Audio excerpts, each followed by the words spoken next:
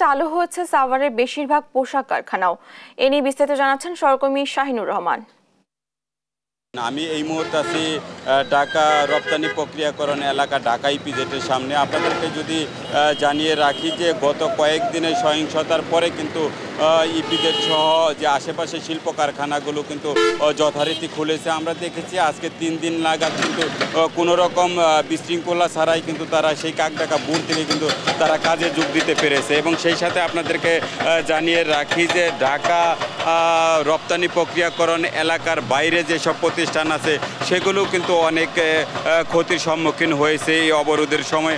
আমরা দেখেছি সেই সময় অবরোধের সময় অনেকের শিপমেন্ট ক্যান্সেল হয়েছে এমনও কিন্তু আমরা শুনেছি। এবং অনেক মালিকরা বলেছে যে তারা এখন যথারীতি তাদের যে শ্রমিকরা আছে তারা কিন্তু কাজে যোগ দিতেছে কোনো রকম বিশৃঙ্খলা ছাড়াই।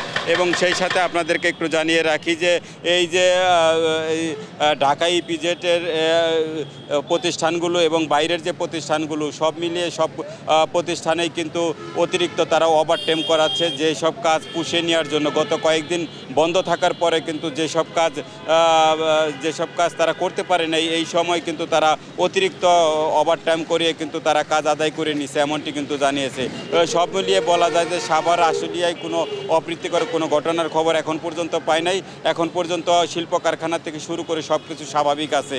এই ছিল সাভার আসলে ঢাকা ইপিজেডের সামনের থেকে।